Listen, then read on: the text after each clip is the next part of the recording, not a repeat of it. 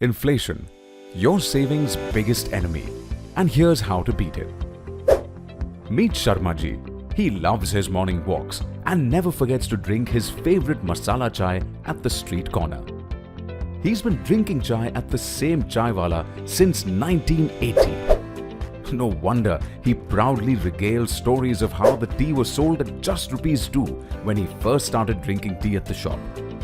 Of course, how over the years the price of chai has risen and the cup has shrunk, thanks to inflation.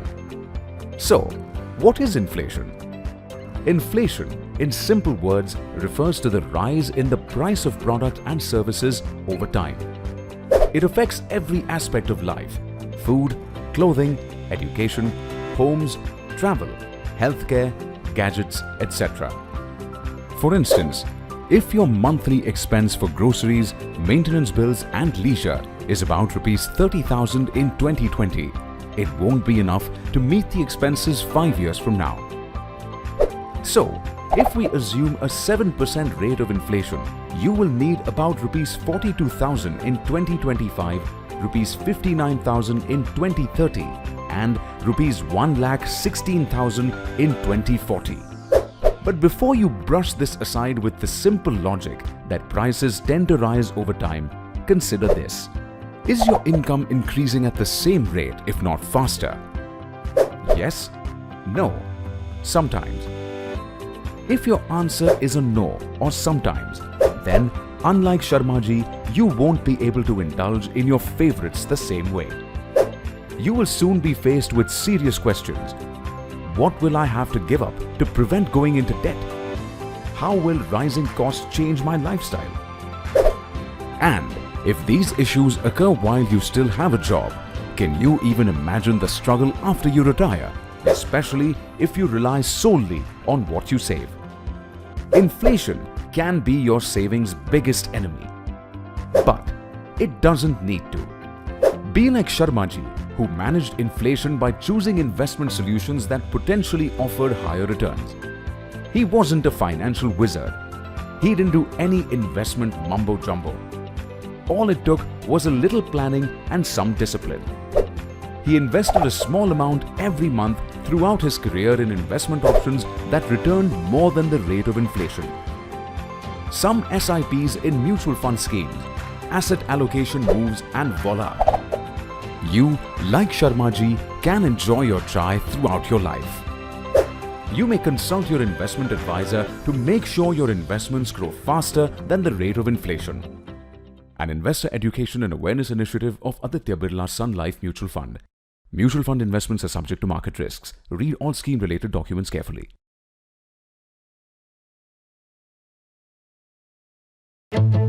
For over 140 years, we have partnered India's growth story.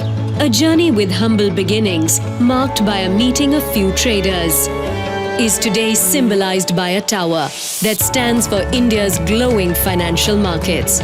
BSE. Experience the new. Hello and welcome to the Bengaluru semi-final of BL On Campus Boardroom Challenge 2022. I am Srimati Sridharan. BLoC Boardroom Challenge, a unique competition for B scholars, has 3 levels: a preliminary round, a semi-finals across 8 cities, and a grand finale. The online tests in the prelims assessed students' decision-making skills and ability to work in teams. Now in the semi-finals, the students will get a chance to meet and compete with the best minds from top B schools across the country and present these strategies. And the teams that make it to the finals will showcase these skills by solving a live corporate case. Now without further ado, let's jump right into the semi-finals. I request Mr. Vinay Kamath, Senior Associate Editor at the Hindu Businessline and Editor of BLoC, to take over. Welcome all to the BLoC Boardroom Challenge 2022. The unique case challenge for B schoolers is in its 6th year. In the first year of the challenge in 2017, Liba Chennai was the winner, followed by ISB Hyderabad in 2018 and IIM Ranchi in 2019. SIBM Pune won the contest in 2020, while IIM Shillong won it in 2021.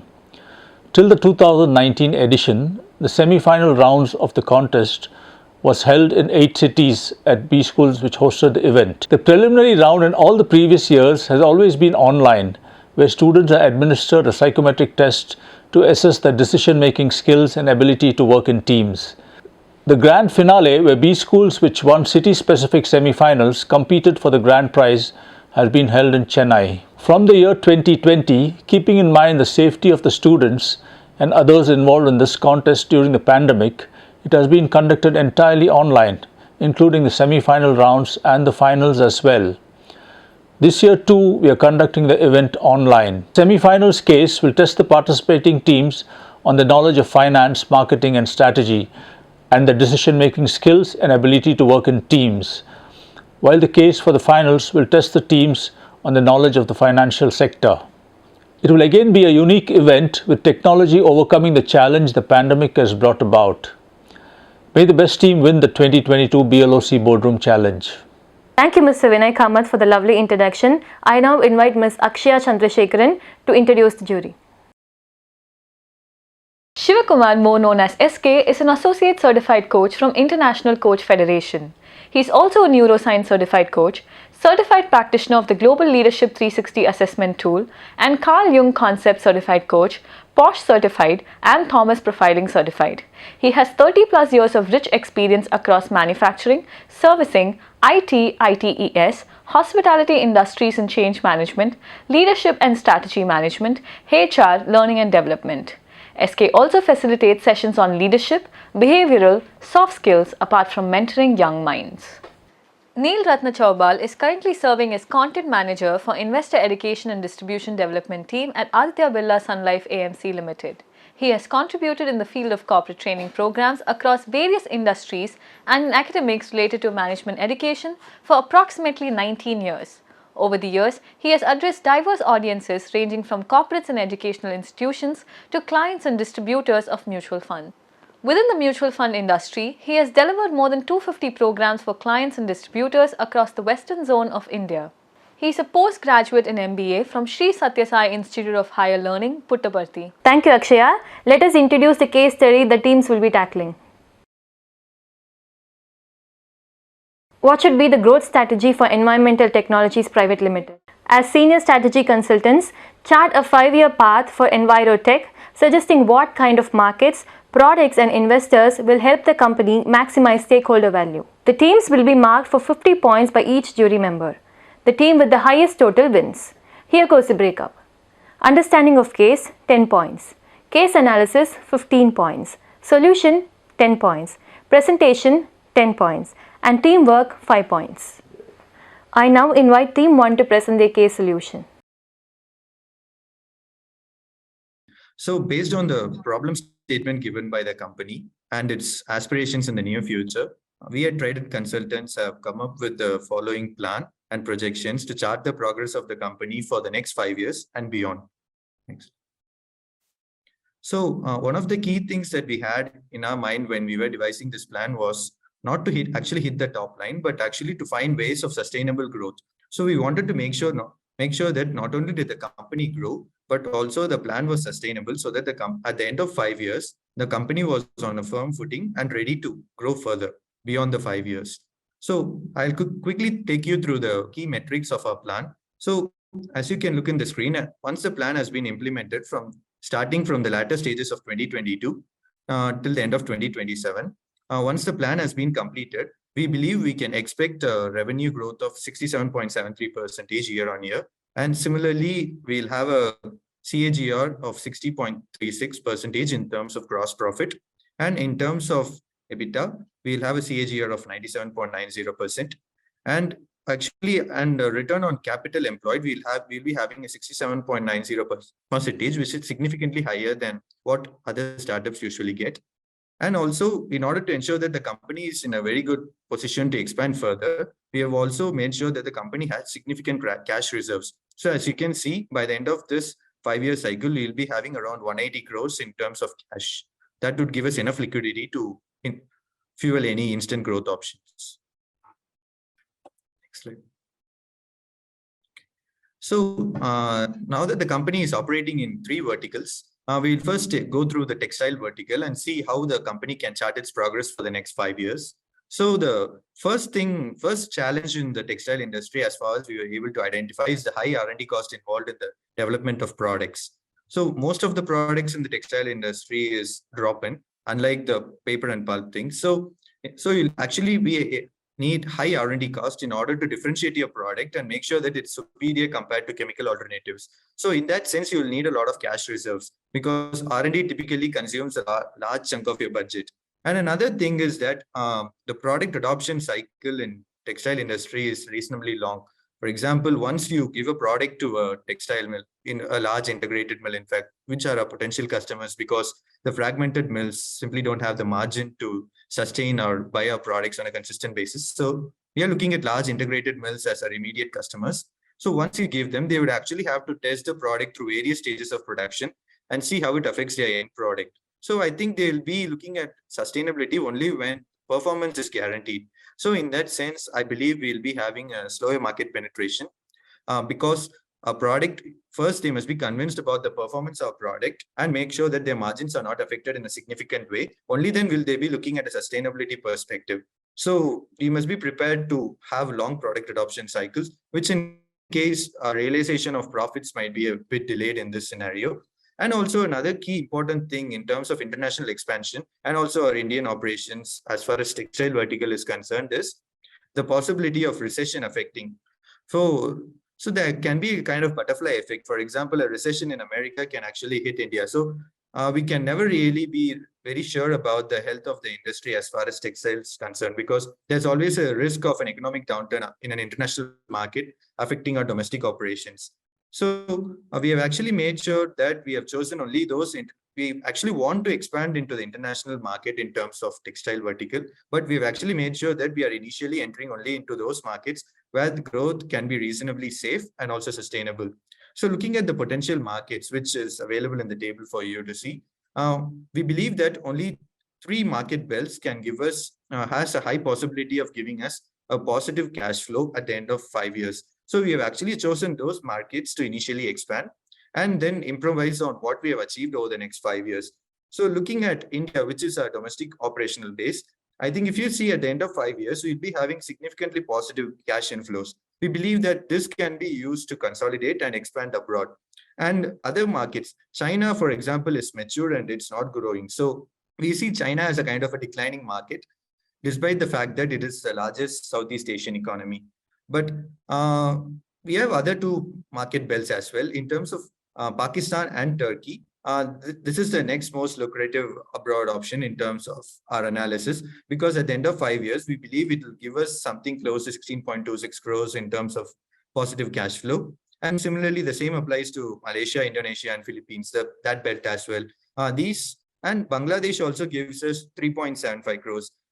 With its long history of textiles. So I think these 4 markets, Indian domestic market, along with these 3 foreign belts, give us a significant chance of realizing positive cash flow in terms of our international business. So we have actually highlighted all the potential markets that are available to us as far as textiles are concerned. And then we have highlighted those where we want to go. The reason for highlighting this is in terms of even in case we are exporting, these markets are the things that we are looking at for the next 5 years. Now it's over to Sanjeev to take you through the other verticals. So next I'll be taking you through the paper and pulp vertical. Here we have identified the key challenges and the implications that the key challenges on our business profile. So first is with respect to the high R&D costs. So since we require high R&D costs, we need to have more cash reserves every year to cater to new product developments, because 50% of the products in this vertical are actually first-time products and 50% are only drop-in products. So which gives us enough potential for growth as well as certain risks associated with it. Second, we have long product adoption cycles. So these range up to 4 to 6 months. So this will result in slower market penetration because every product will be tested by the mills first to prove on the performance parameters before they are taken on board. Third, the variables that affect performance are yet to be understood by the R&D department. This is because there are a lot of uncertainties when it comes to the mills in India. and abroad as well. There may be different quality of input material that are being used in the mills, and as a result, the results or the performance metrics for our products cannot be communicated with certainty and guarantee. The last challenge that we have is with respect to the chemical suppliers. They have to invest in the assets of the mills. For example, there are dosing machines where the chemical supply, that is ATPL, has to invest. Next, we'll take a look at the potential markets and the target markets. So the potential markets have been listed as Middle East, Southeast Asia, China, Europe, Americas, and others, apart from India, where our operations are concentrated currently. We are expecting decent profits in India. So, and with the cash reserve that we have, we are looking to expand internationally in this market as well. Middle East is an option for us because of the positive cash flows that we encounter in the years 2026 and 2027. But when it comes to Southeast Asia, even though we are having negative cash flows in the years 2026 and 27, this is a very promising and opportune market for the paper and pulp vertical, because the revenue is of the scale of 20,000 crores in year 23 itself, and we are expecting a decent growth in this market at the scale of 15% year on year. So now I'll move on to the next vertical, which is the consumer products vertical. The key challenges that we face here is with respect to less brand awareness.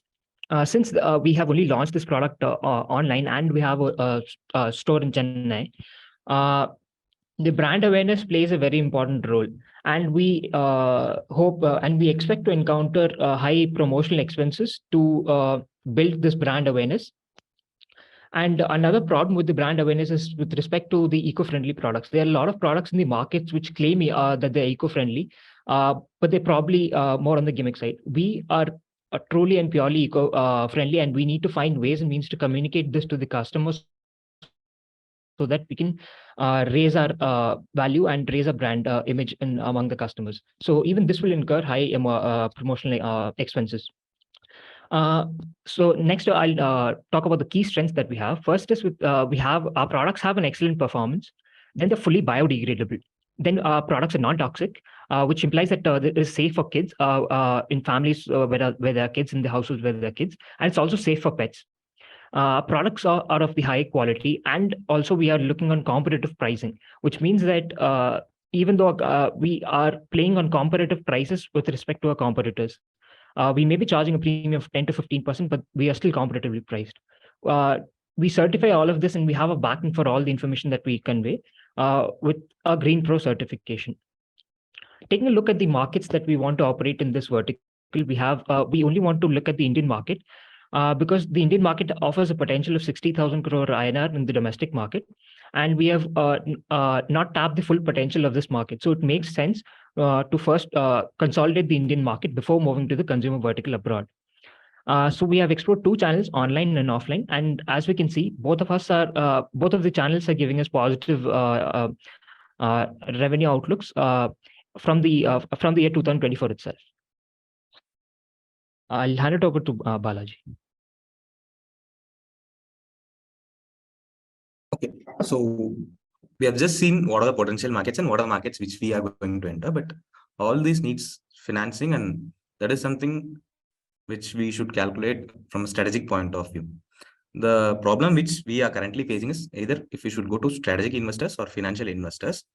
So what we suggested, we'll go through strategic investors, because we need stability as a startup. We need stability in our investments, and also we need capabilities to expand globally. So strategic investors will provide us with that particular stability and the capability to expand globally.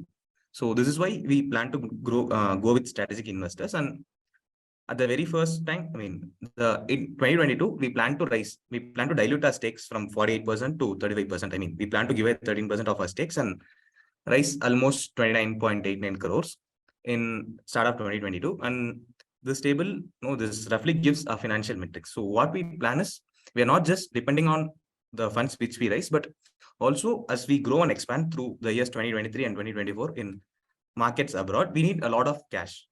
From the EBITDA, we will be able to finance only a part of it. So we need a lot of cash, for which we plan to go with high cost debts.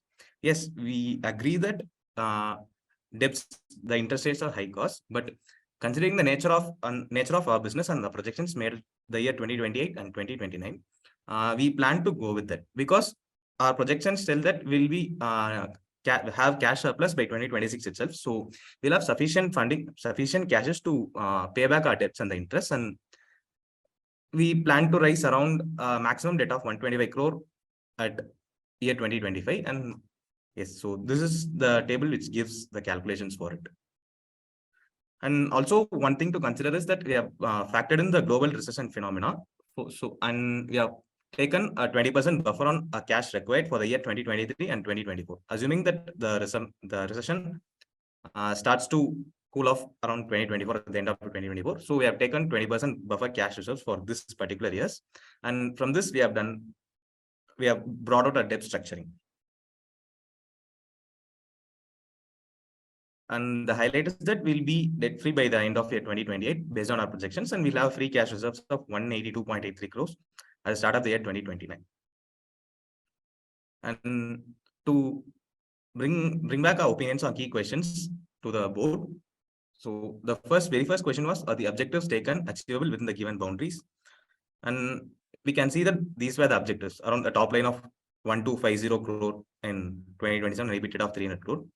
But going by the very liberal projections that have been given from the company side and taking a very cautious approach to a sustainable growth, we have seen that we'll be able to bring up revenue up to the tune of 670 crores and EBITDA of 177.9 crores. That is as per our projections. So in this current scenario, these objectives are a bit difficult to achieve.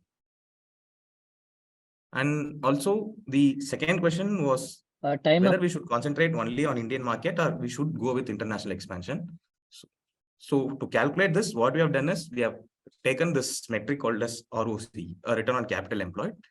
And if we see that when we go with only Indian markets, the return is getting positive too quickly. But as we go over the time, as we go towards the end of the projection period, the ROCE is better for international expansion. We have around 69%, which is very high compared to the industry benchmarks. And that is a return on capital employed. So what we suggest is that we'll concentrate both on Indian markets and specific international markets, which have been explained before. And with this, we'll be able to get higher returns on our capital employed.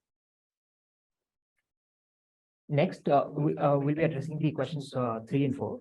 Question 3 talks about the capital efficiency of considering consumer products. So our analysis yields that we experience a higher return on capital employed and our EBITDA margins are higher when we include our consumer products as well.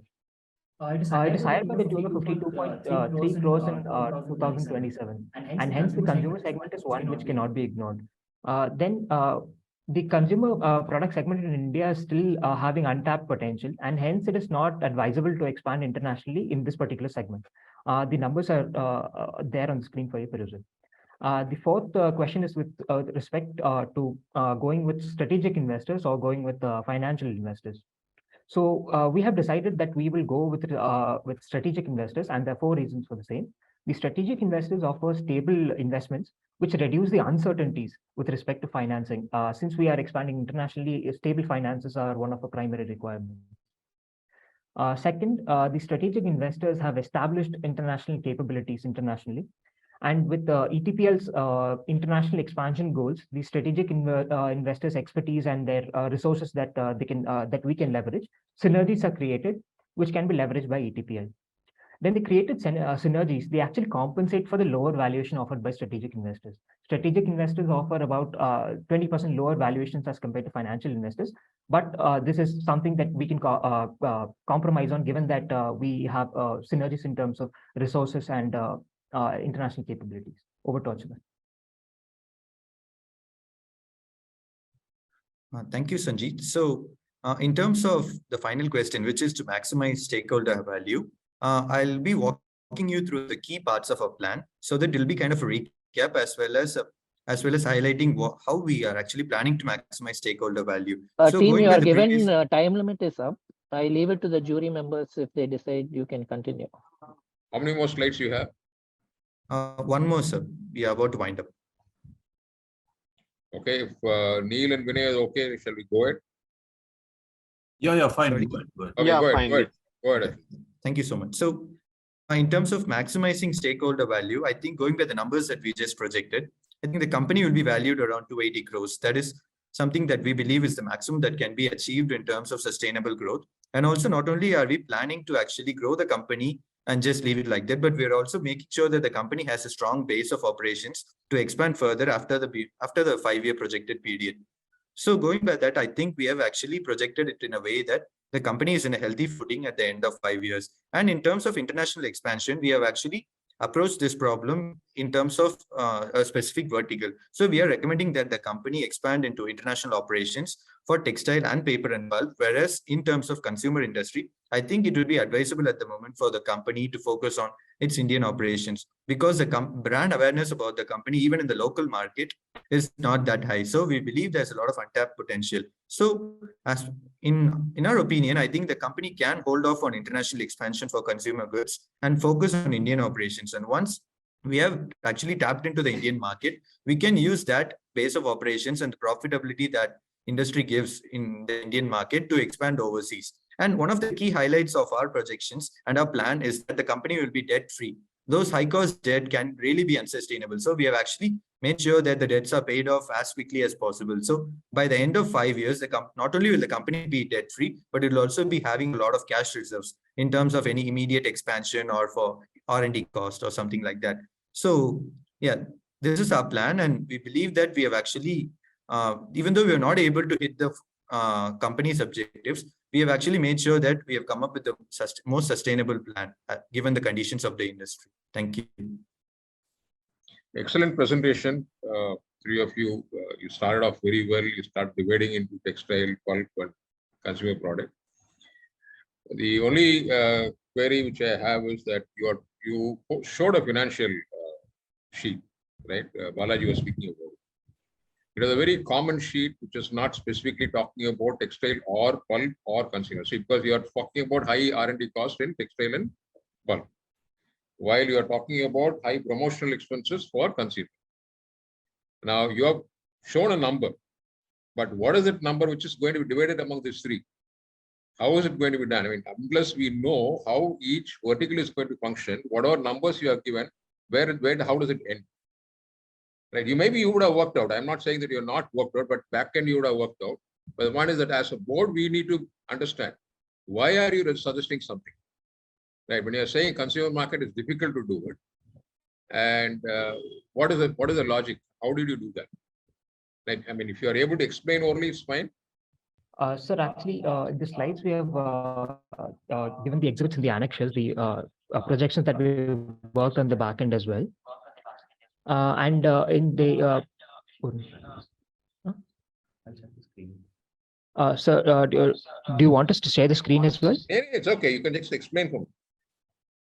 Okay, sir. And so we have also explained the approach you have taken. That's all. Right, sir. And so we have also done a comparative analysis on taking only the two markets, which are textile and the pulp and paper vertical, and compared it with the overall, including the three verticals as well. And we found out that we are experiencing an increase in revenue of the scale of 53 crores by the end of 2027. So that is from that comparative analysis, we've yielded that consumer vertical, even though there are problems in terms of creating brand awareness, that is an important market that we cannot ignore, because that has an immense potential, and we've only tapped the surface level with respect to the domestic market itself.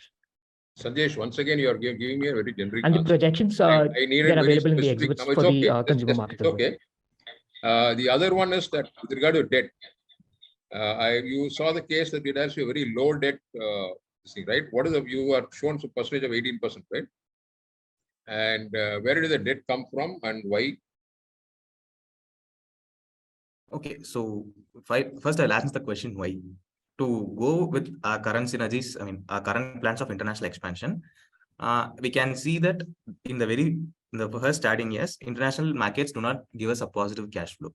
So in order to account for those positive cash flows, we need a debt. And as the constraints proceed, we do not have a choice of going with low cost debts. So either we have an option of continuing in the Indian market as a debt-free entity throughout the planning horizon, or we have the option of getting debt and expanding internationally. And as we see that the international plans provide more potential, I mean, more high returns compared to the only Indian markets. So in order to sustain our growth in international markets, we need to go to debts. And these debts. Balaji, the point is always remember when a case study gets given to you, case study very clearly states it has to be a low debt. This thing, you will have to focus on low debt.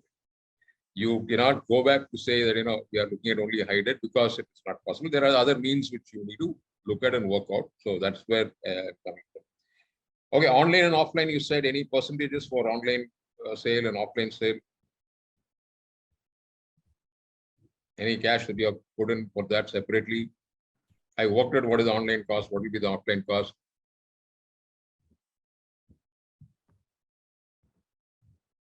Anybody? No, you don't have to share any sheet. I just wanted to, you can explain.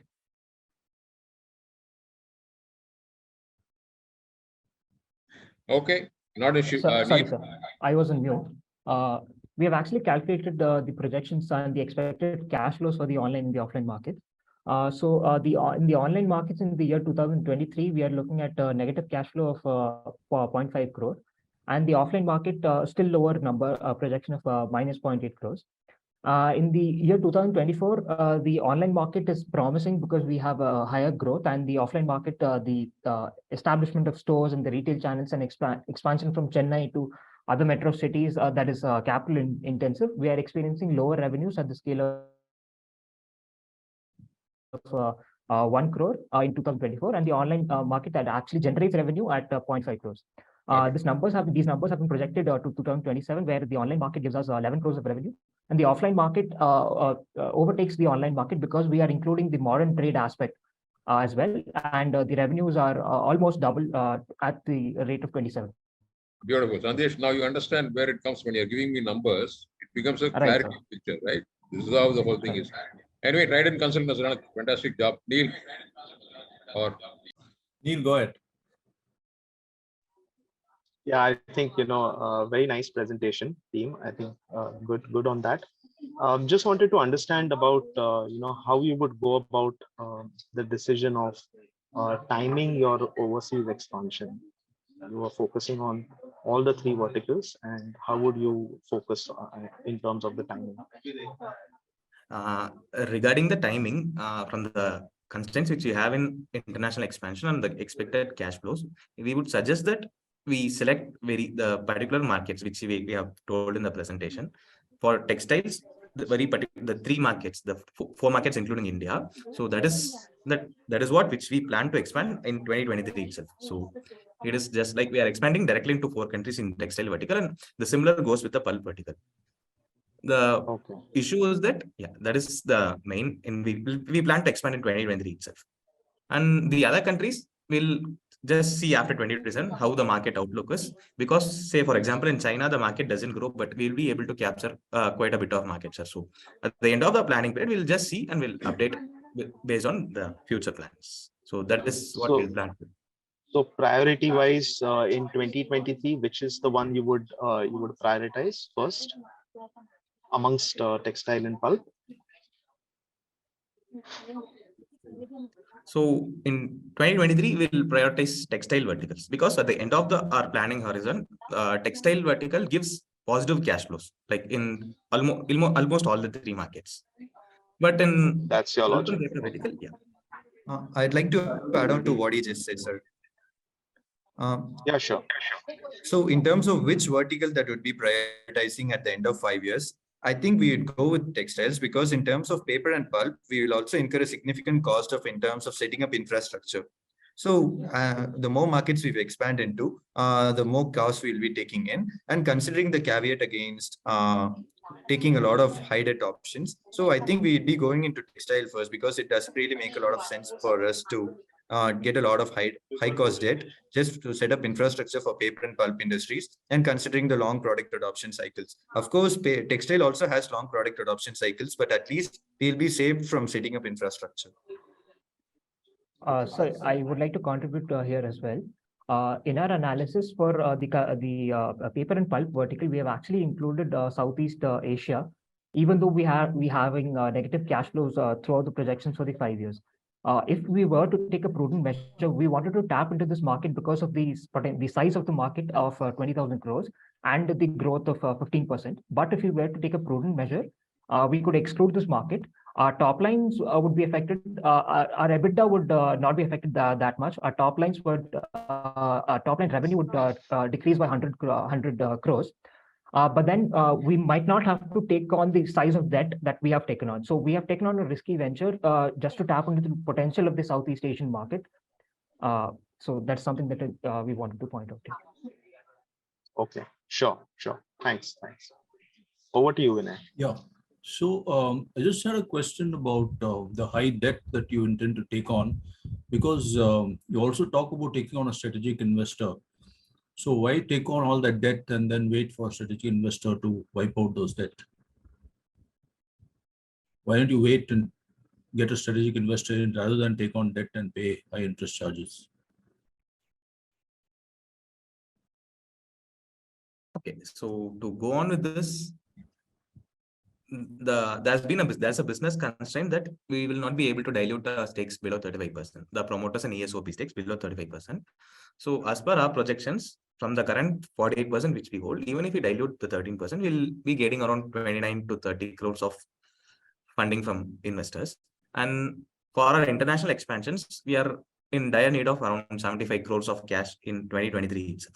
So in order to do that, we are going for debt option in the early sense. So that'll be the question for this, the answer for this. And as soon as we go down the line, maybe after 2027, 2028, either we can go for an IPO to raise up funds, or we will go to more strategic investors. So that will be the long-term projections. Okay. Also, you talk about for the consumer products to plan to go in for an online and modern retail trade expansion, right? So modern retail trade would be an extremely high cost option. Why don't you just stick to online? Just a second. From the data that we have projected and from the data that was given to us from the case, we've actually incorporated both online and offline channels into our analysis. We've taken the numbers as circumscribed, and we haven't fiddled much with the numbers for online and offline with respect to the consumer trade. So, sir, as I highlighted earlier, even the online channel promises us growth, but there are some problems with the online channel, such as we are starting as a new product. So, and in e-commerce spaces such as Amazon, there are threats with respect to product duplication.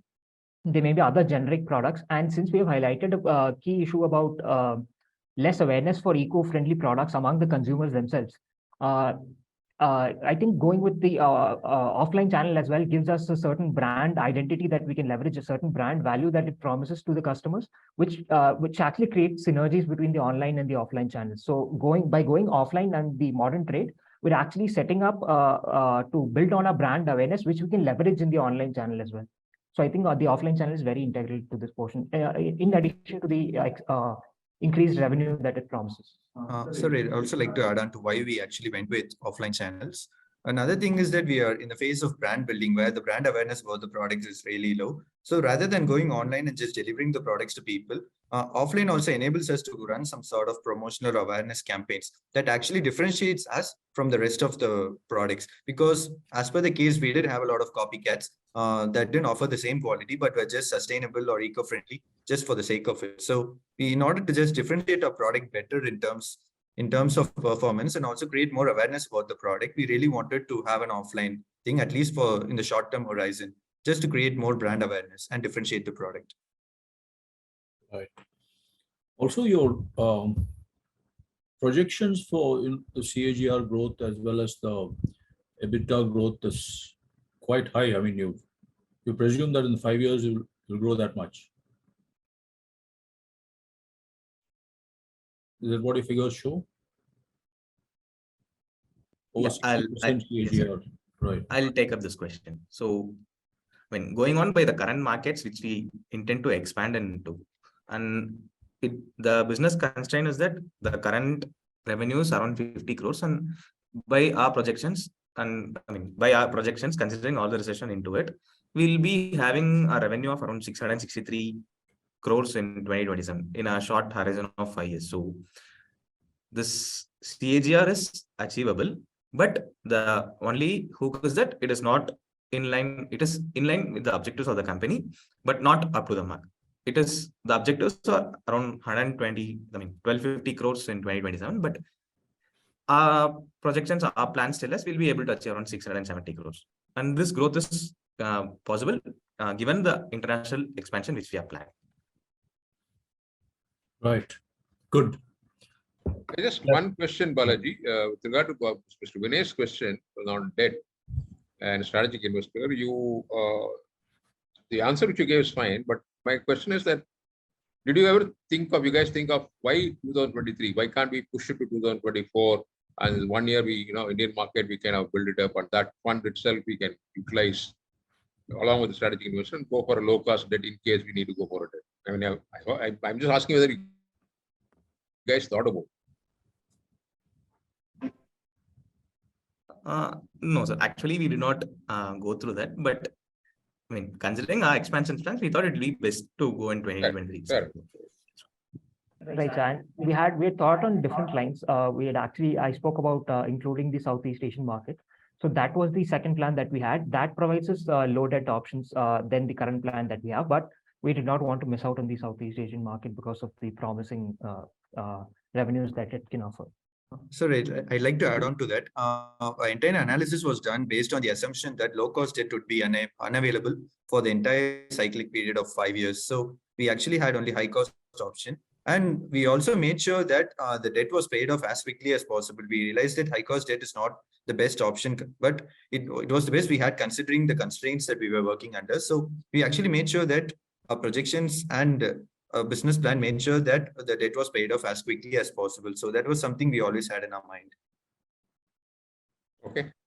Good team. I'm glad like the way you defended your positions and also gave you analysis of the case, and I think you understood the case well and given a fairly good deep solution to it.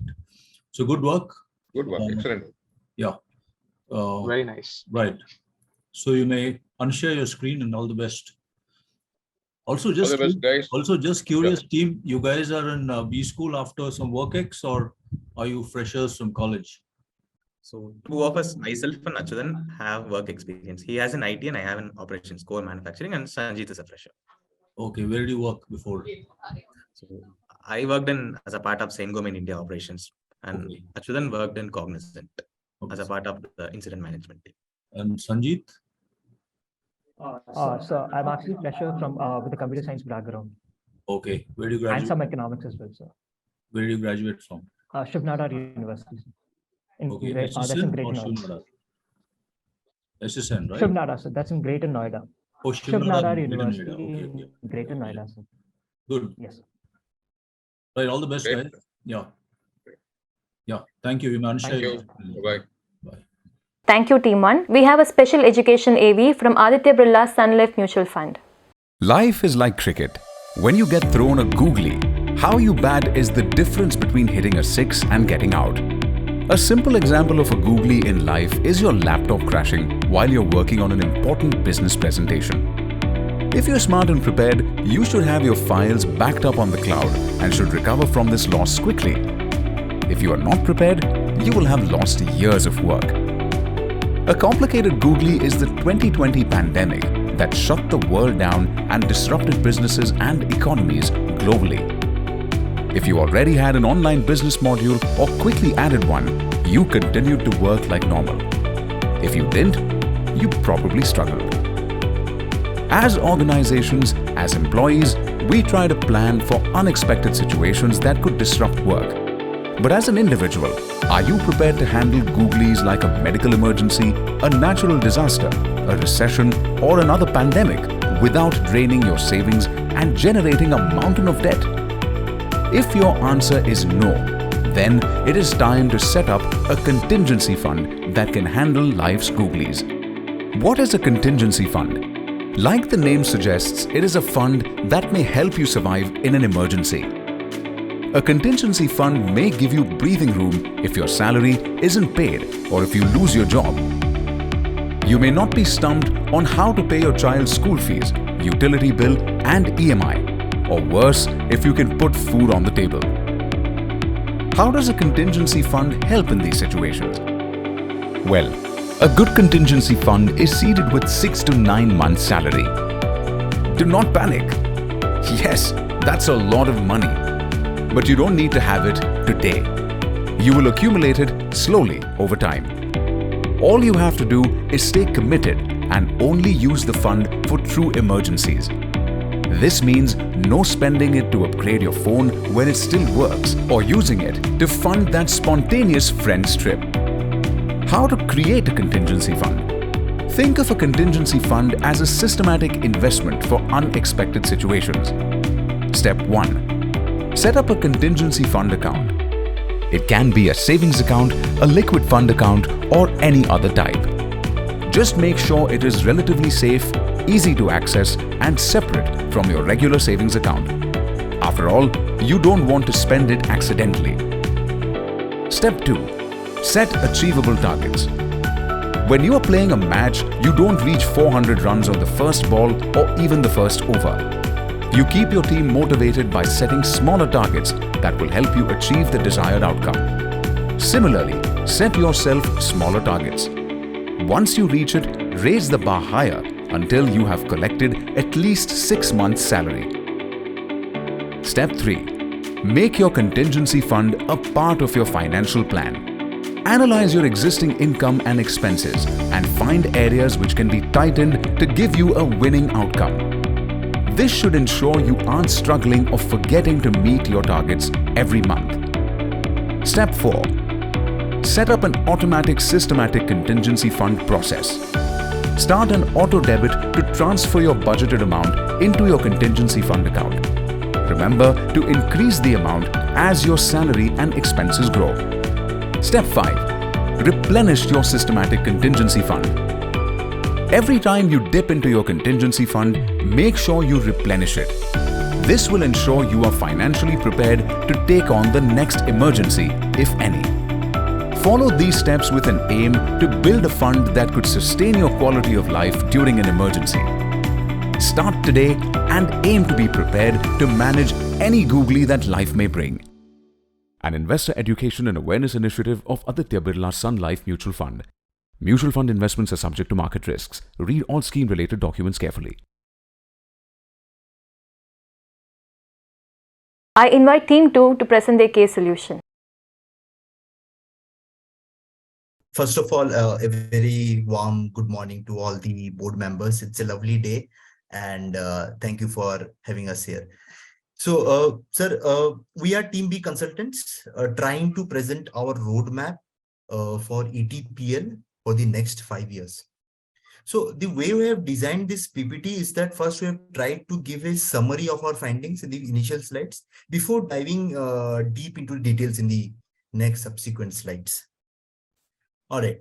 So now we understand that the leadership team of ETPL had come up with a very specific set of objectives for the for the company. But as per our data analysis, what we feel is that those objectives might be a little overstretched and could be unrealistic as well. As you see in the next subsequent slides, you will find out that we have come up with a revised strategy, which will help us to maximize the shareholder value for ETPL in the long run.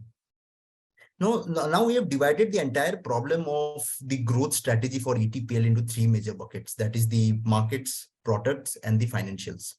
So in the markets, what we have found out that it is more capital efficient to first exhaust the markets that we have in the domestic, that is the Indian markets, before venturing out into the foreign markets. The reason is that there are very high investment costs that are associated, coupled with lower revenues when you are going outside India. This further leads to a lower NPV or a negative NPV, that's the net present value from our investments in the foreign markets. Coming on to the products, so again, we have divided the products into two major segments. First is the industrial products, second is the consumer products. So the industrial products, of course, consists of the textile and paper and pulp business, and the consumer business basically consists of the B2C businesses. So what we feel is that it's more prudent for ETPL to focus on both consumer as well as the industrial segments. The reason is that the valuation of the company becomes more than 3 times when it stays invested in the consumer business. So regarding the time frame that was discussed, we understand that there is not much revenue coming from the consumer business in the first 4 years, and will only start to give out revenues from 5th year onwards. But it's very, very important to stay invested in the business because this allows ETPL to have a initial foothold in this highly competitive market. And it also helps to develop the brand of ProEarth, which I believe was one of the initial objective of entering the consumer business in the first place. So now coming on to the financials, here we believe that ETPL should go ahead with strategic investors rather than the financial investors, because as you see in the next subsequent slides, the money that with the constraint of 35% of the promoters and ESOPs, the money that we can get from financial investors will run out in next 4 years. And in addition to that, the financial investors can exit any point of time. But now for ETPL, the need of the hour is stability. And this we can get from strategic investors. They will have their own skin in the game. And this will also help us to grow sustainably over the longer period of time. So now we have the current business of the ETPL divided into 3 major segments. That's the textile, paper, and the consumer. This we have again bifurcated into 3 major segments in the vertical part. First is the addressable market. Second is the industry growth rate, which we have compared with respect to the average GDP over next 5 years. And third is the financial feasibility as a share of revenue from their total top line that they're getting. So in terms of addressable market, as you can see, the reason why we had recommended consumer products in the first place, because of its high addressable market, it's 60,000 crore. It's more than twice, thrice of any other textile or paper pulp business, which is very, very high and shows huge potential. Even the ETPL would be sitting on a gold mine right here in this consumer products business. Moving on to the industry growth, so with an average of 6 to 6.5% GDP rate that we are considering, the textile and consumer businesses are at very high at 7% plus for both of them. Consumer products, obviously, because it has very high addressable market in the first place, with the high potential, so it is growing at a huge rate. The textile chemical business can be explained by the fact that we are invested in this business for a long period of time with a huge range of products. The paper and pulp business is growing at a lower rate. So here, this can be recommended that there is a scope, a potential to introduce newer products so that our addressable market can be increased in this segment. Coming on to the financial feasibility, here we see a very pleasant surprise where you see that even though the growth rate of paper and pulp is low, but the share of revenues is highest in this segment. So this again solidifies this idea that staying in this paper and pulp business is a right decision, is a good idea compared with the textile and consumer. Consumer, I understand it's low at 9%, but again, as you said, the potential for this business is very huge in the coming days. Moving on to the next, I will present the roadmap for textile business. Here we have basically compared the projected revenue of ETPL over the next 5 years. So as you can see, both domestic and the international markets are growing at a huge rate. But the moment we include EBITDA into the picture changes. Here, what you can see that the EBITDA for international market becomes negative over the next 5 years. However, it remains positive for domestic markets. So this is because of the high investment cost, high fixed costs that are associated with our investments in the foreign markets. And this is the reason that we recommend that we should focus primarily on domestic markets. Again, this comes with own sets of challenges, obviously. We know that the the domestic market is highly competitive. There are lots of players here. And even after 10 years of our operations, the market share remains at measly 1 and 2%, which is lower than the industry averages. Second is that our dependence on large integrated mills, as we know, this takes away a lot of bargaining power when in our discussion with these large mills. This shifts the bargaining power from the ETPL to the integrated mills point of view. Again, the type of business that the mills do, then majorly our focus was on export business. These export business are cyclical in nature. This again hurts because this does not allow us to have a sustained and stable orders over a period of time. This is one major challenge when you're dealing with mills. The third major issue is the product adoption cycle. We know that the product takes around 2 months to develop, process, and initialize. So this is a very lengthy time because at this point of time, our products is just sitting on our shelves. It does not contribute to any revenue. So this and the challenge, you need to find a way out. The fourth and but not the least is that the high margin.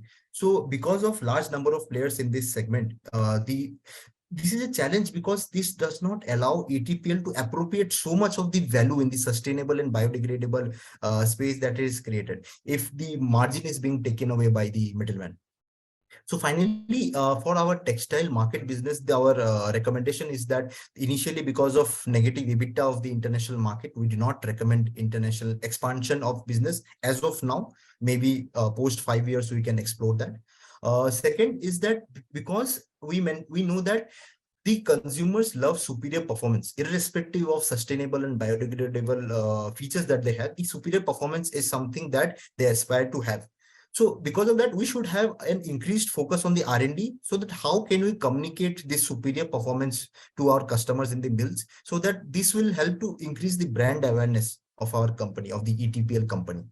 Second would be that instead of the large mills, maybe we can directly have a one-on-one conversation, one-on-one interaction with the smaller mills, so that we eliminate, this will have two major advantages. First would be that it will eliminate the middleman.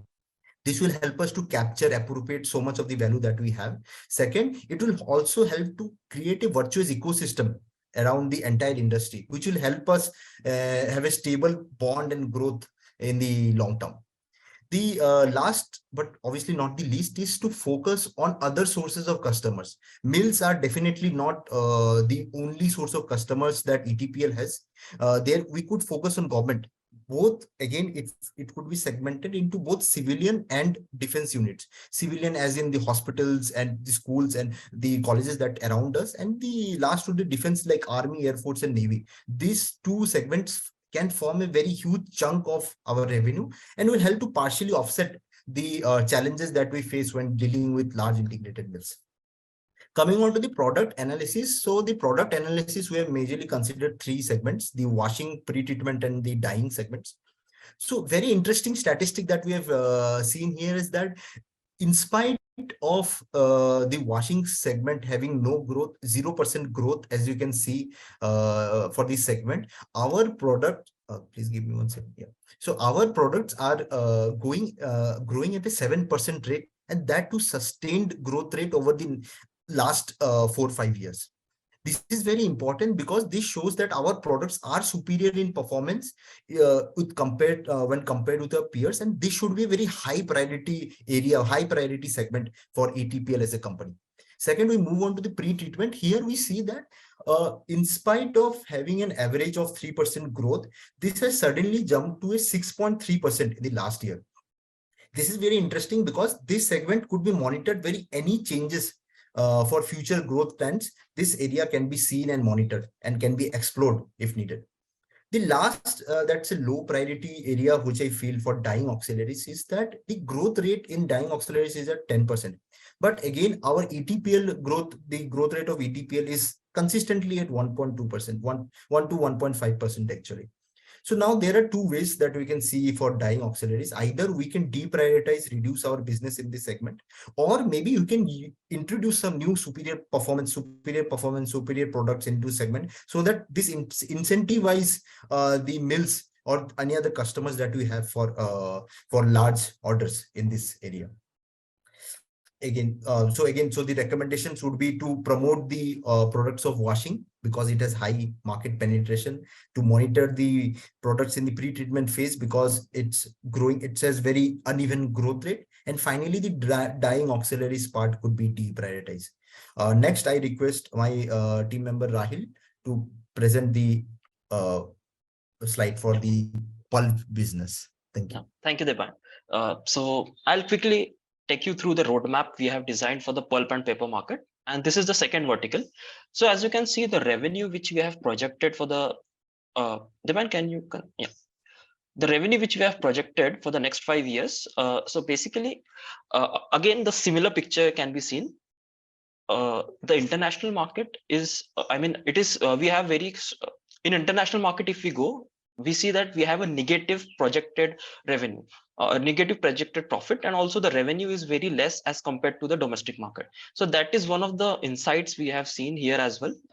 And that is also a recommendation as well, that we continue to be in the domestic market for this vertical also. And then again, this vertical also comes up with some sets of challenges.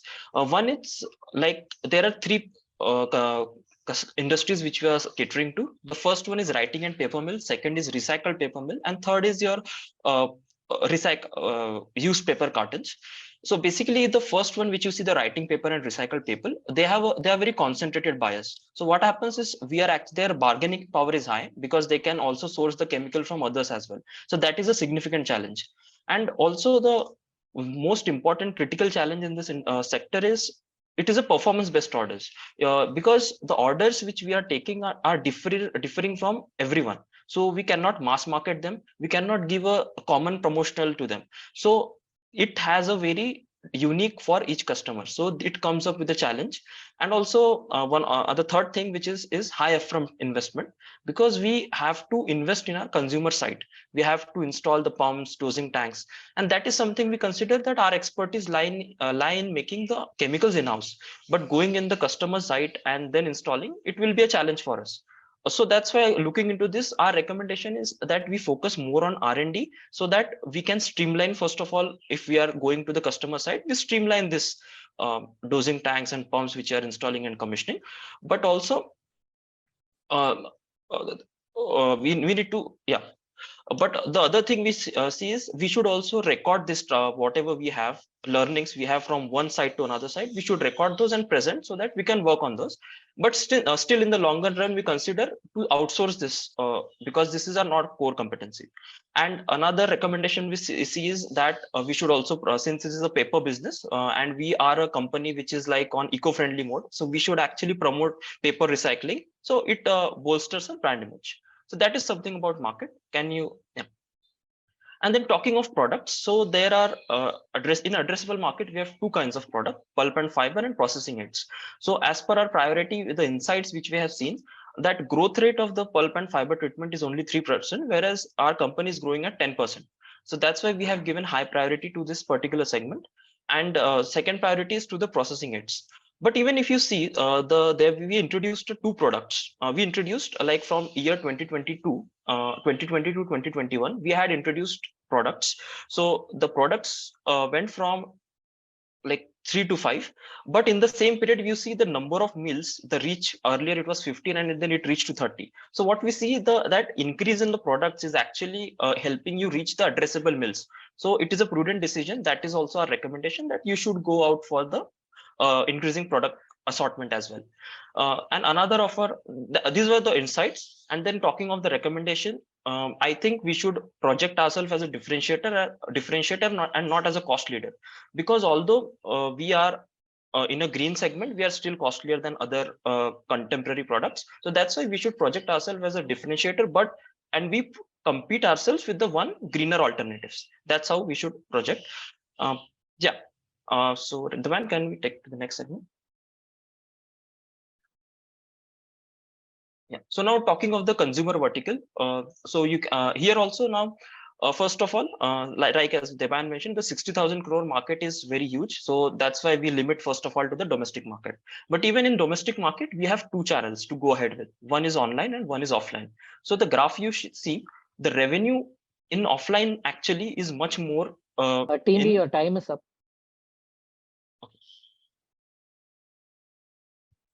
But I leave it to the jury. How many more minutes? How many more slides? we have total 6 slides. More Yeah, we can quickly wrap it up in like 2 minutes. Quickly. Yeah. So the consumer markets is basically, we consider that offline channel is much better than the online channel, and our recommendation is that we go ahead and do this R&D to bring the cost down, although again we will project ourselves as a differentiator. And then talking of the market entry, we are already in the online space, but we need to enter the offline space. So we have devised a strategy where we have said there are 4 basic factors: that we should have a wide assortment of products, we should have a value-based strategy pricing. Then for promotional events, we have mentioned leveraging digital social media, kiosk, because it's offline, right? We need more shelf space there. And finally, we need to have a robust distribution network, because supply chain will play a crucial role here. So that is something. And also we should be in consumer market. So yeah, Naveen, can you please take over? So looking at the analysis of the realistic financial targets, this is the objective that were provided to us for both revenue and EBITDA, which could be seen as the blue chart, a blue line here in both the charts. Okay, and based on the projected numbers by the BU heads that were shared to us, we found out that the top line, the real projection for the top lines and the objectives differ by about 60% with respect to top line, and EBITDA it was differing about 40%. So we believe that it would be quite challenging for our company to actually achieve those objectives, both in terms of top line as well as EBITDA. The next slide, please. Yeah, so based on the financials, right? So we proposed an execution plan for ETPL to go ahead and raise the funding from the strategic investors. So we first analyze what's the cost and what's the fund requirement from each and every industry verticals that were provided to us. We use the gross profit that was shared to us, the revenue as well as the fixed cost, to project the cost across industries. And we are able to find that we need somewhere around 580 crores as a net present value that we need right now to actually continue a business for 5 years. But based on the limitation that we had, that we can only have 35% of the equity for promoters and ESOP holders, we'll be able to raise only 447 crores to sustain, and that would help us to sustain only for 4 years. So we believe that first that we raise this 447 crores from strategic investor. Second, the remaining deficit of 140 crores can be raised to debt funding. And then finally, so if you see finally the graph, right, which shows the funding required year on year. So this is how we'll be going ahead, and this is how we'll be splitting our entire fund throughout this 5 years. So that's all we had with respect to the financial plans. We're open for questionnaires. We have done a very detailed analysis. Only thing is, suggestion to you is that when you know that you might have a timing constraint, you should practice on the time. Yeah. Right. When you have a timing, so 3 of you practice, and you know exactly how we fit into the time. Yeah, we were actually supposed to. We knew that we'll be given warnings at 8 minutes and 10 minutes. So we hope that we were supposed to get that, but we missed that part, I guess. Yeah. So 10 minutes would have been fantastic, because we anyway are being given 15 minutes. Right. A little bit of extension here and there would have really worked out. Fine, fair enough. See, I just want to understand your numbers that you showed in the last. There is something known as team building. What is that supposed to be? Yeah, so while we presented the case, right, so we were given extra auxiliary funding requirement by the team. So this is what was present in the case itself. So they wanted 3 different auxiliary funding. One was R&D, second was team building, and third was, I think it was somewhere on other auxiliary activities. So this was shared in the case itself. What is the understanding of team building? Again, that's the reason I'm asking. What is the understanding of? I'm not able to understand that, so I would like to understand. Okay, so for our understanding, it would be the activities that is conducted for the employee engagement in the company. So those could be the funds required for those. Okay, and you were talking about factory expansion. 2024, you have given a number, and 2026, you have given a number. Why 2 different years, and what is the expansion we are planning? Sir, I believe that because we are going into the consumer vertical first, so there is a necessary requirement of introducing new products. Now, there could be obviously capacity constraint in the existing areas that we produce our products. So because of that, we need to set up new factories over and over a regular period of time. For example, as you can see that there is a requirement of 10 crores in 2024 and a requirement of 15 crores in 2026. So this require this regular interval of funding is thing going for a factory expansion. Fair. Okay, there one more suggestion. When you are showing an Excel sheet, please tell us whether it's a crores or rupees or lakhs. Absolutely nothing mentioned. There are only numbers mentioned. So I can take it up anywhere I want. Right? So that needs to be careful. Sure. And this thing is, I think you would have had a detailed presentation on only the numbers. That would have helped you more rather than the other part of it. You're going to spend some time on the numbers. You're going to analyze that and then see how you are going to achieve or not achieve. Right? Whatever the case you are presenting, why and what for and how you are approaching the entire thing, why you are not able to achieve it, what is the approach you have taken, that would have been much more clearer. But having said that, the initial analysis has been quite exhaustive, which I really appreciate. Neil, you go ahead. I have nothing. Yeah, I think a good analysis, and I guess the Naveen had a lot to say, but he got very less time, right? And I think that was probably a very important area, which I think. So yeah, I would also echo the same thing that you need to practice how much time you're going to dedicate. Have internal buzzers. Don't wait for the buzzers from our side, right? Yeah, okay. I think you spoke about certain things a lot on textile. I think that took the bulk part of it. I've got two questions. One is related to you spoke about addressable market, growth opportunity, and financial feasibility. Did you consider awareness of the brand and costs related to branding part, or did you merge it with one of the heads there? Have you considered the cost estimates? Can you throw some light on that? Yeah, so actually, I mean, if you see, we were talking this in consumer verticals actually. So you need a brand name because the other two first verticals were B2B, and B2C is where we'll actually have more importance of brand. And that's why we said we should be in this business because even in the first 4 years, there was not a significant revenues we were earning. It was only the projections were in last 5 years. So during this 4 years, we were planning to go ahead using this like the Pro Earth, which was mentioned. We were planning to utilize that brand name, and by the 5th year, we will be settled in that consumer verticals, and thereby we'll also build a brand. And also we mentioned that not because we are eco-friendly, so our supply chain, our packaging, they all needs to be like aligned with our sustainable strategy. So that's why we were trying to build the brand position. Okay. But did you take into consideration the costs required for that? Yes. So the cost has been, please now. Yeah, so the promotion cost has been baked in while considering the total cost that we see, the variable cost. If you see in each of the industries that were considered, the promotion costs were also included in those. Okay. Fine. Sir, and there was just to add that details are there in the Excel sheet. Means we couldn't put that on the. Yeah, fair enough. I'm glad that you considered that. And there's one more thing is that you spoke about the top line and EBITDA, and you spoke about the overstretched objectives, right? So no board would want to hear that, but yes, I agree. I mean, it's a realistic stance that you would want to project. But let's say if you were given an option to take an aggressive stance, what do you think ETPL needs to tweak, needs to do from an aggressive stance so as to achieve those objectives? I can take that up.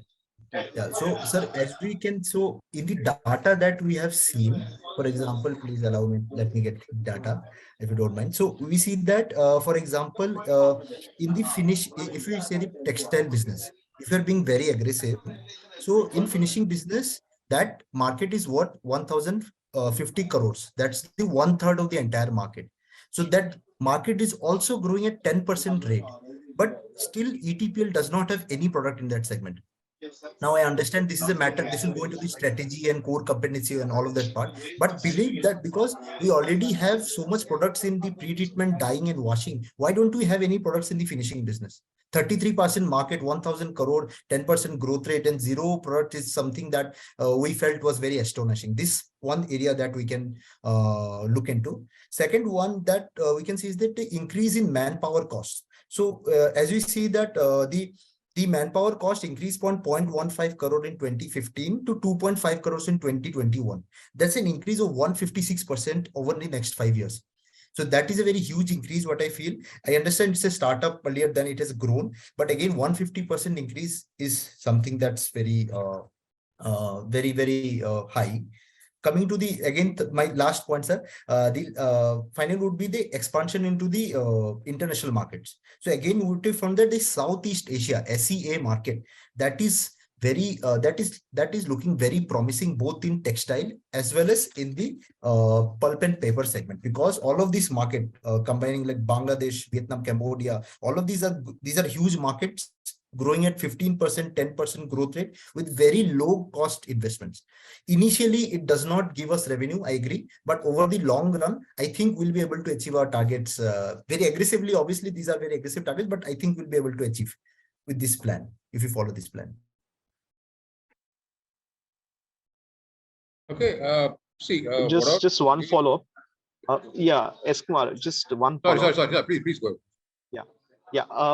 I want to understand that, you're having these estimates. What percentage increase do you see with these changes? That part, I think. Just a guess. Okay, so as Naveen, we were calculating, so the final figures had come out to be around 70 to 80 crores in the current market. And with this increase, I think we'll be able to achieve 80 to 90% of the targets that we can. Yeah, so we see somewhere around 10%, 10% more, whatever. So 40%, for 60% is the difference with respect to your EBIT. 40% is the difference with respect to your EBITDA numbers, and 60% with your revenue. So we see that at least we can, bump up this number by about 10 to 15% if we move ahead to the international market. So that gives a 10% increase with respect to international. And also, if you're looking into other sectors as marked up by the band with respect to pulp and textile, this will give us extra 10% there itself. So about 20% can be still the deficit of 40% can be normalized to 20% at least. Okay, fair enough. Thanks. Yeah, S. Kumarji, over to you. Okay, I was just giving a follow-up for Neil's question. Debian, you see, what you have to understand is that what Neil said is that board doesn't like to hear certain things, right? So the first statement which you started making is talking about textile and why they are not getting the particular area of textile, and then we're talking about consumer. Oh, there could be strategic of the company. That's okay. It's okay. I mean, that's what the company wants to do. So you are as a consultant, you are supposed to say yes, thank you very much for this. But this is a suggestion that I would like to give. And give numbers of saying how by giving this, using this, what is the number that they'll give? You are not giving numbers. Same when you're talking about manpower expansion, you're criticizing the manpower expansion to 150%, but you're not saying that how much should I bring it, how much can I control and how much can I gain? When these numbers are given, then the board looks at you, sits up and they say, wow, maybe yes, what he's talking about, right? The moment you start saying what you just said, the board will just shut you out. They say, okay, fine. Yeah. This guy is actually smart. Okay, he's saying, let's listen, say goodbye. Sorry. Not an issue. This is suggestion. No, so we have the numbers actually. So we had actually scouted the internet for to estimate what is the manpower that is required for this line of EBITDA and revenue. So final figures that the optimum level of manpower requirement that is required for this will be around 1.2 to 1.5 crores. For this amount of according to the industry average, what the revenues they have and the EBITDA they have, if we compare it, we do a ratio, then the average manpower cost around 1.2 to 1.5 crores. We have that, sir. I did not mention it. I'm sorry. That's okay, but you understand that. That's I get you. For any consultant. Right? You guys, the way the presentation is done, you guys are very good in consultants. It's very obvious. Right, but the final click for you is that clicking the deal is going to be only on what numbers you're showing. Correct. Right, that's the only thing. Vinay? Yeah. There's an expression, death by PowerPoint, but I actually like the PPT you showed, which was fairly simple and easy to understand. Where you had your inferences and you had the PPT there. If I recall, you projected a consumer brand growth of 7%, is it? Is that right? How much have you projected? Yeah, so in the last year, we have projected it out to be total revenue is 80 crores around, and profit margin will be 70 crores in 2027. That is, we have projected. Okay. Right. One is, of course, you're making a lot of presumptions there because organic brands and brands which are probiotic, like somehow haven't gained that much traction. That is one. The other thing is also, are the HULs and PNGs of the world going to sit quiet while a newcomer is coming into the market? So I feel that those projections you made are quite high for a new consumer brand. No, actually, even like these are already a conservative estimate. So all the analysis which we have done is by calculating the net present value. So where we consider the cost of capital, which is already like 10% we have considered. So that's where we took this conservative estimate, and then we tried to, yeah. Right. Good. So yeah, good presentation, and I think you really understood the case and crunched the numbers. So that's a very good effort. So thank you for participating, and all the best to all of you. Thank you. Out of three of you, any laterals? Lateral entry? Sir? You had WorkX before you came into your management school? Yeah. Yes. So yeah. Yes. Yeah, we all are with 4-year work access. Yeah. Right. In what areas? I was into e-commerce. You're in e-commerce. Yeah. I was a territory service manager in Maruti Suzuki, Odisha and Chhattisgarh. I was a process engineer in Tetra Pak. Okay, very, very diverse backgrounds. Very interesting. Not consultants though, sir. This was not our traditional forte of work. Yeah, the way you spoke, you guys spoke and you presented, I was just using from that perspective. I know that you guys are not consultants. But actually, though, thank you for giving us these opportunities, because we also learned a lot as we were crunching the numbers, analyzing, seeing from other. So it was a very good case to learn and explore. Not saying because we are in this competition, but in general also. Yeah, fair. Yeah, unfortunately, the one who set the case, Mr. Vishwadeep Koila, who's runs Brand Vectors marketing consultancy in Chennai and is also an IMA alumnus. He's the one who set the case, and generally he's on the jury panel, and he would have probably given you a far more grilling on the numbers, but unfortunately he couldn't be on the jury panel today. But we'll convey to him that you found the case challenging and interesting. Sure. Thank you. Good you took the effort to crunch the numbers and did a good job. Right. So all the best to you on your careers. Right. Thank you. Thank you. All the very best. Thank you, Team 2. We have another special education AB from Aditya Birla Sun Life Mutual Fund. Benefits of SIP, STP, SWP. Win with SIP. This is Sid. He recently started working and wishes to invest his money in the stock markets. But his salary isn't much, and he has only a small sum of money left to invest every month. While he was contemplating on what he could do, his elder sister Reena came to his rescue. An avid investor herself, Reena introduced him to the magic trio of SIP, STP, SWP. Don't worry, you don't really need a large amount to start investing. You can invest as little as 500 rupees weekly, monthly or quarterly using SIP, that is Systematic Investment Plan in mutual funds. And before you wonder how it could help, let me tell you, a SIP has many advantages. 1. It lets you start small. And when you invest every month, you average your purchasing cost. So, you needn't worry about timing the market. For example, let's assume you invest 500 rupees every month. Given the market volatility, the cost of purchasing a unit of a mutual fund will change every month. Say, in the first month, you may get 40 units for 500 rupees. In the second month, you may also get 25 units for the same amount and perhaps more in the next month, say 45 units. This difference in price averages out over time. giving you the best possible price per unit over time. 2. You not only make your money work, you also make time work in your favor by starting to invest sooner than later. 3. You also benefit from the power of compounding by reinvesting the profits earned from your investments in mutual funds. Let me explain. Suppose you invest 500 rupees per month for a year.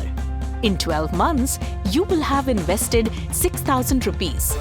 Let's assume your money grows at 8% during the year. So, your investments will be worth 6,480 rupees at the end of year 1. Now, if you leave the entire amount invested in the fund and continue with your SIP, by the end of the second year, your investment would be 12,480 rupees. That is 6,480 rupees plus 6,000 rupees. But given the 8% returns, you would have earned a profit of 998.4 rupees. And this amount will continue to compound as long as you stay invested. This is quite enlightening. But sis, I have a doubt. When I get a bonus at the end of the year, how do I invest it? I don't want to take the risk of timing the market. I'm glad you are catching on, Sid. You just need to be smart with your investments. You can park your bonus in a low-risk debt or liquid fund initially, and then set up a STP, that is a systematic transfer plan, which will transfer fixed amounts from this scheme to other debt and equity schemes regularly and give you all the advantages of a SIP. So you don't have to worry about timing the market, and while the SIPs happen, your money isn't lying idle in your bank. It is earning interest in debt or liquid fund. And just like a SIP, STP allows you to set the duration of your investment period. For example, if you get a 50,000 bonus, you can choose to invest 5,000 in a single scheme or 1,000 in 5 different schemes over the next 10 months. You can make this choice based on what goal you wish to achieve. You have a solution for everything. I have one more question though. I can keep my investments going every month, but how can I withdraw, say after 10 years, without the hassle of timing the markets? Well, Sid, this one is easy too. Let's assume you are investing for your retirement funds. Once you retire, you can turn your SIP into a SWP, that is a systematic withdrawal plan, and get a fixed income at regular intervals.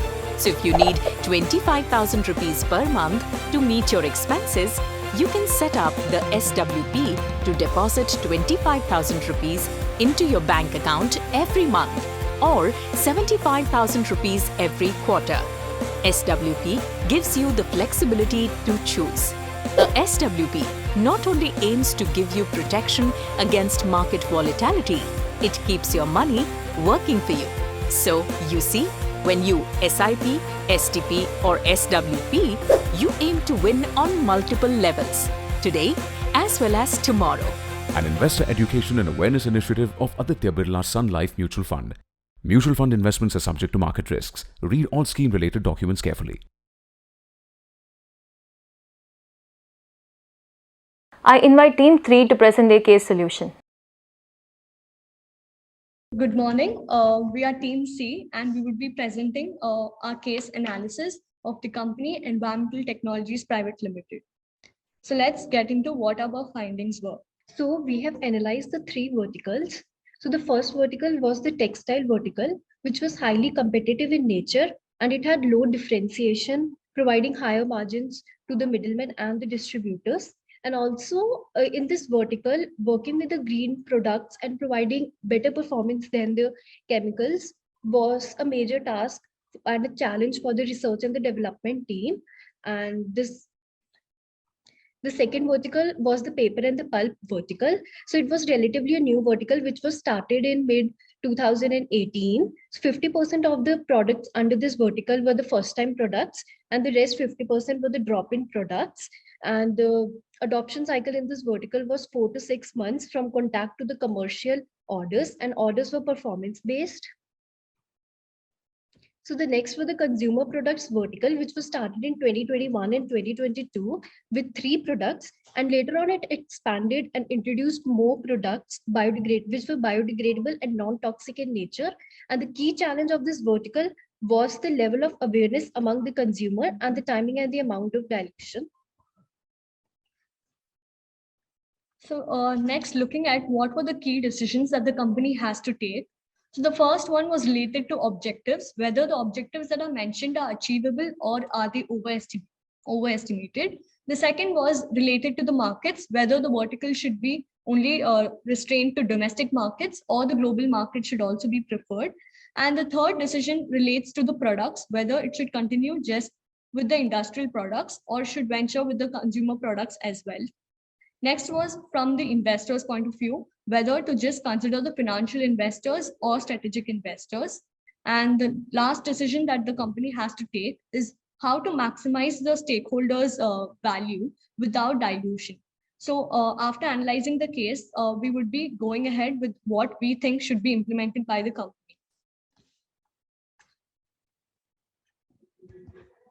So coming to the objectives, so according to the case, the projections of the objectives are overestimated and they aren't achievable within the given boundaries, considering the dynamic nature of the business and the recession.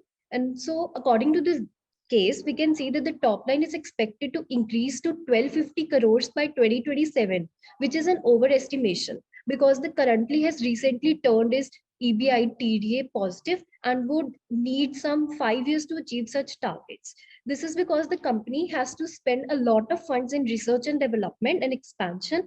Hence, the EBITDA targets of achieving 300 crore in 2027 from 12.5 crore in 2023 are too optimistic.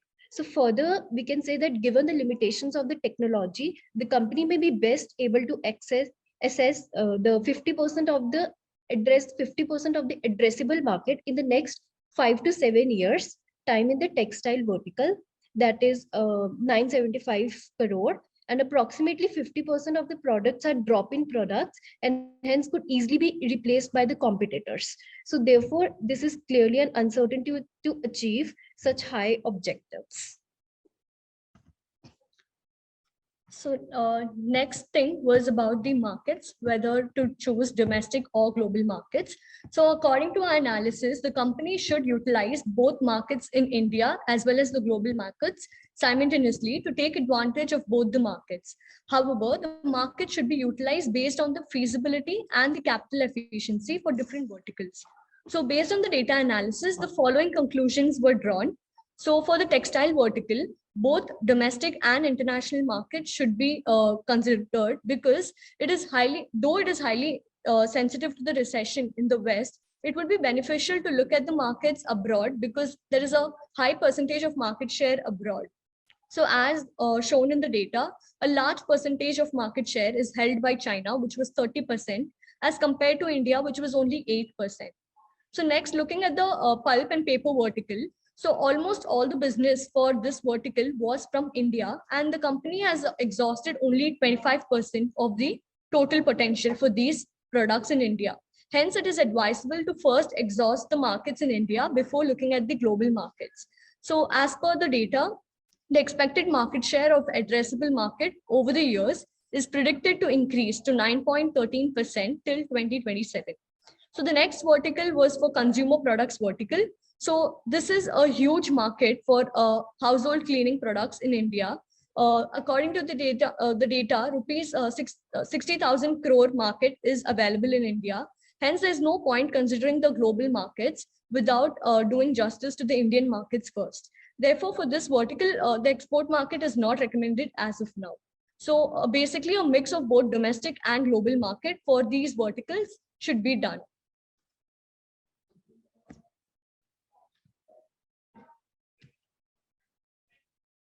So coming to the decision with respect to the products, so more focus should be given on the consumer products because it has a credible license, that is the Green Pro certification, which is a differentiating factors compared to its competitors. And also looking at the graph, the gross margin for the online sales is 45% and above for the years mentioned, and the gross margin for the outlet sales is 50% and above for the years mentioned. So this shows us there is a consistent growth. So we should focus more on the consumer products. And coming to the time frame, we feel the time frame is like 2 to 3 years, because the Indian economy is in a growing stage and the growth rate is very high. So in this time frame, if the model doesn't give the satisfactory results, we can redirect the resources to the B2B segment.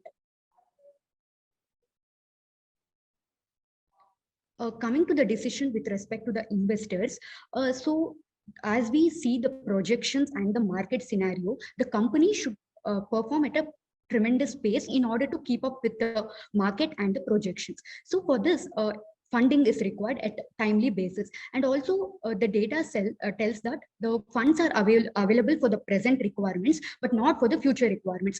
For this, strategic investors play an important role. So because they come up with this vision of long-term vision and long-term goal. So even though they ask for a higher stake, that is 51% or 52%, but that comes with stability and credibility, and they give funds at a critical moment and critical situations that comes with assurance and stability. So, and also strategic investment plays an important role for the growth in overseas market. So we feel that strategic investors should be prioritized over financial investors. So moving on with the next decision, which was how to maximize the stakeholder value without dilution of the promoter and ESOP plans. So the company can maximize the value of stakeholders by taking the following measures. First one is to focus on increasing the revenue. This can be done by increasing the sales volume, by marketing and promotion, and new products and services which could be launched. Second is to diversify the revenue and lead sources. So revenue and the lead sources have to be diversified through various segments, and revenue from only one stream is not recommended. Next is acquisitions. The company can make acquisitions that can maximize the expected value and thereby create a competitive position in the market. Next is a phantom plan. So a phantom plan can be introduced wherein it is an employee benefit plan that gives the selected employees many benefits of stock ownership without actually giving them any company stock. So it won't lead to dilution. The next is to focus on improving the capital employed turnover ratio, which in turn increases the ROCE, which is the return on capital employed. So this indicates that the amount of revenue generated from the capital employed should be increased. And the next is to increase the capital efficiency, which will be done by focusing on the capital allocation, that is how much to gain through debt and equity. Both should be taken into consideration and a balance has to be taken. So this was the decision as to how to increase the stakeholder value. So after analyzing it completely, we came up with the overall strategy which can be implemented for the 5 years. So first strategy for the products is that based on all the 3 segments, consumer products has a very high market. And in the initial years, it should be focused only in the domestic markets because there's a huge potential in India. And over the years, it must be focused to the outside as well. And other products, which is the pulp and paper and textile, should also be simultaneously focused, but major focus has to be provided to the consumer products. Second, when we consider the markets, as we saw that consumer markets has a lot of potential in India. So we have to restrain in the initial years to only the domestic markets. And over the years, which is in the 4th or 5th year, we can look at the global markets for all the 3 verticals. Next was for investors. So right now we feel that there is a much more need for strategic investors than financial investors, because they will contribute to the growth of the company and will provide the funds required. And next, when we look at the promotion, we say that all the 3 segments require some amount to be given for the promotion as well, so that there is an awareness created among the customers. Next was the liquidity. For liquidity, we have seen that the company wants to maintain enough liquid cash with itself. And as for the receivables and payables that were given, the periods were approximately to 60 days and 30 days, which is a long period. So the company has to have enough cash at any moment of time. So for that, strategic investors will help in providing funds whenever required. So the company has to maintain a liquid position and should not get into a cash crunch. Then looking at the market share, right now the company does not have a great market share in the current position, but over the 5 years, it should focus on increasing the market share year on year so as to penetrate most of the market and increase its sales volume. So this was the overall strategy, and that's it from our side. Thank you. Thank you. It was a very pleasant presentation. Okay, you guys have understood the case very well. You've done some analysis. I'm not saying no to it, but the solution part of it is also there, but you have not given clarity. In the sense, you spoke a lot about data. I presume you took the data which was given to you, and I'm not sure whether you analyzed those data, put it on an Excel sheet, worked on that, and then came back with your solution. Reading the data which is given in a case study and then coming with a solution, that is very easy, right? But the point is that we could have given you the data which could be misleading, right? If there are, you need to challenge us with your own data. Somewhere that seems to have been missing. We would have loved to see some data for or something wherever you have shown us. China is 30%. Do you have a market study? Have you done something which you understand why China? Why not some other area like Southeast Asia or Europe? Why not those markets? And that kind of analysis which you have presented, it could have been much better. But otherwise, whatever presentation you have done is, as I told you, you understood the case, you analyzed the case, you have morally very clearly mentioned what you are looking at, but I think you have taken the data from the case as it is, from that you analyzed it and you made a presentation, right? Could have been a little bit more in depth.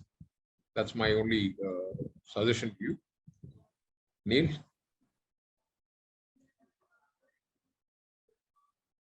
Yeah, I think yeah, it's good. I think a lot of things you have to keep in mind. I think one point, of course, as Kumarji told about the numbers part of it that was missing. I too would say that. But primarily, I would say, I have few questions, but before that, a few pointers. Don't tell about the company to the company.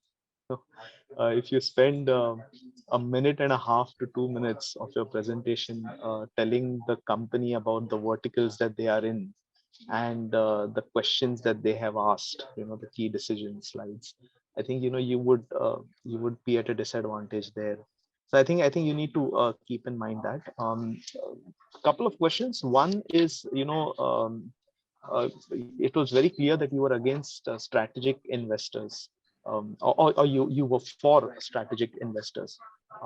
Did you consider any disadvantages of having strategic investors? And if so, what were they? Yeah, one disadvantage of having strategic investors is that it will require a lot of valuation that we have to give to those strategic investors, which is like 51% of the company valuation would go to these strategic investors. So that is one disadvantage. Yeah, that's it. And also they'll be very kind of focused on what are we doing day to day and what are the rules and regulations. They'll be having their own ideas to give us. It's not like only financial investors are not worried about that, but they are working on, they ask us, how are we working? What are the operations we are doing? And all that. They need to be well informed as well. Yeah, basically the control aspect is the disadvantage when we consider the strategic investors. Okay. Another question is, when do you think you would go global with the consumer market, consumer products? So for consumer products, I think we can go global after the 5-year period, because right now, as we saw, rupees 60,000 crore market was there in India as well. And since this vertical was launched only in the past year, so it hasn't done justice to the Indian market yet. So I think minimum 5 years would be required in Indian market, and only then the global markets should be considered. Okay, fine, fair enough. Thanks. Over to you, Vinay. Yeah. So your team, you've done a good job. I mean, you clearly understood the case, but I think a little more number crunching would have been required to come up with the financial projections. Though you've clearly said that the objectives of the company cannot be achieved, I think that you've stated that. And you've also made a focus on consumer products, right? You said that that is what will achieve maximum value for the company. So those are some good points that I could take away from the presentation. Yeah, that's about it. Otherwise, I don't really have any questions, just those comments on the presentation. But you've understood it well and you've stuck to the points that the case required, but I think a little more of the number crunching could have revealed a little more about what the objectives of the case, what you needed to achieve for the company to achieve its financials. Right. So, yeah. So thank you. Thank you very much. So are you all coming to the B school with some work ex, or are you freshers, just graduated? Freshers. All of you? Yes. Okay, just graduated and joined the B school. Yes. Okay, good. Right. So So we hope that you understand that numbers are what you have to present. Yes. We understood what was our weakness. So I think as you enter corporate life, you realize that the board will require hard numbers to justify any decision, or also to put money behind any plan that you. So as managers, you'll have to come up to the board with a very correct rationale of what it needs to do. Correct. Right. Good. Anyway, all the best to the three of you in your careers. And thank you, sir. Yeah. All the best. Thank you. Thank you, sir. Thank you. Thank you, Team 3. We have a special educational AV from Aditya Birla Sun Life Mutual Fund. Nivesh Fables presents Choose Your Advisor Wisely. There were two rabbits. Willy was the wise one and Fred was not so wise. They were walking through a field and came upon two carrots. Fred excitedly rushed and picked up a carrot, but it was smaller than it looked. He was confused, so Willy said, "Judging a carrot by its leaves is not the right way." After walking for some time, they came across another set of carrots. This time, Willy chose the carrot first. Fred thought, "How come the carrot with smaller leaves is small?" Willy replied, "I do not judge a carrot by its leaves." For the third time, they found two carrots again. Willy pulled out one carrot and offered it to his friend. Fred was still confused and said, "I don't know how you do it, but I guess you're just smarter than me." "Fred, I may have the wisdom, but I share it with others and help them benefit from it too. You're my friend, you trust me, and I want you to have this carrot." In real life, while making investment decisions, don't we all look for an advisor like Willy, who wouldn't just look at the leaves superfluously, but analyze, inspect, understand the investments thoroughly, and suggest the right one for us? Someone who we can trust our hard-earned money with. As they say, if you look for a financial advisor, look for someone with the heart of a teacher and the soul of a friend. Have you found yours? An investor education and awareness initiative of Aditya Birla Sun Life Mutual Fund. Mutual fund investments are subject to market risks. Read all scheme-related documents carefully. We will now have the comments for each team's presentation, followed by announcement of the winners for today's round. Being in Bangalore, it's been a very interesting day. Very good analysis from teams which are presented. And the number crunching was very good. People knew what they were talking about. I wish more students, more B school students are able to do the same thing going forward. And it was a pleasant day. Thank you. So today we had three teams in the Bangalore round, and all were pretty good, pretty competitive, showed a very good understanding of the case and the requirements of the case. So, and they pretty much stuck to what the case required them to do. And two teams showed great felicity with numbers. They did a lot of number crunching and came up with a very good understanding and a good recommendation. And so revealed a very high standard of competition in this round. So hope this kind of competition sustains in the following rounds in the following cities. Thank you. Yeah, today at Bangalore, we had a very phenomenal session. I think every team put in their best efforts, a lot of rigorous analysis, and I would say good thought process, good approach to solving the case study. And I would really appreciate the way they have taken this up and presented their case study. So of course I would wish them all good luck for their endeavors.